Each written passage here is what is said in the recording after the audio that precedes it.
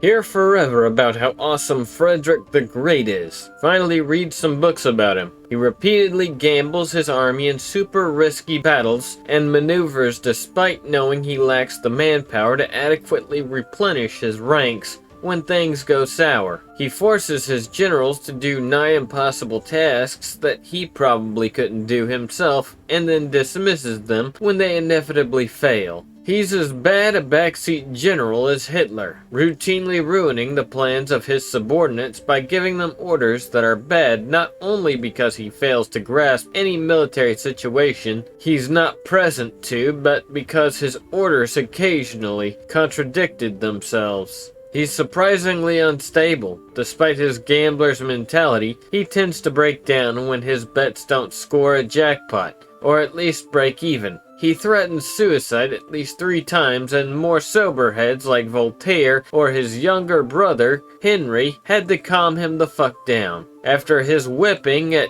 Kunersdorf, he had a complete meltdown and Henry actually had to take over as commander-in-chief for a while. The crushing victories he won at Rossbach and Leuthen were greatly owed to the fact that his opponents were largely incompetent political generals who got their commands thanks to connections to powerful women they knew. Prince de Soubise barely had any significant command experience prior to Rossbach, which was his first battle as an independent commander. Charles Alexander of Lorraine is just ass. Straight Luigi Cadornatier. Whenever Frederick fought competent generals like Daun or Saltykov, those crushing victories didn't happen. He ultimately survived only because the Tsarina died and Russia sued for peace shortly after, instantly cutting Prussia's enemy in half and turning its 2-front war into a single front one. Basically, he got outrageously lucky at the last minute.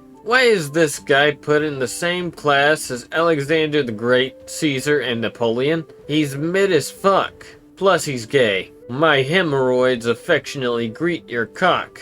He was a K poster. More sober heads like Voltaire. No wonder Volty was the way he was. In Frederick's case, it's pretty fucking blatant he had something going on. As a kid, liked to spend time playing with his sisters more than with his brothers and boys. Tried to run away from his mean old dad and live with his best bro in London. Confessed to his uncle that girls didn't interest him like they interested other boys. Never touched his wife or any mistress. Practically banished women from his court. Voltaire, who lived in Sanssouci with French society, spread gossip that Frederick was gay. Frederick himself pardoned a man sentenced to death for fucking a mayor. Seriously. And jokingly justified it on the basis that Prussia offered freedom of religion and freedom of penis. Imagine not having Fortuna on your side.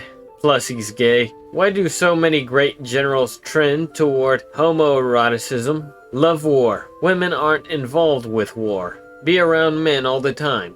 Big, strong, sweaty men. Marching with men. Eating with men. Sleeping with men. It's truly a mystery. This wereaboo idiot is not hated enough. Could have been remembered as the hero that crushed Prussia and saved all of Europe from the actual future we got where it waged aggressive wars of conquest for centuries. Instead, he is rightfully remembered as an incompetent idiot who deserved to get cooed and murdered by his own wife. If he's remembered at all, that is. His mother didn't allow his wife to cheat until she got a grandson. Once he had a son, his wife's infidelity became common knowledge. Everything you know about him is curated propaganda from his whore usurper of a wife, who only got away with cooing him because the Russian nobility hated his attempts at reforming and modernizing the country, and cutting down of serfdom and the power of the Russian aristocracy. Catherine, in comparison, was just a whore, a Luddite, and a warmonger.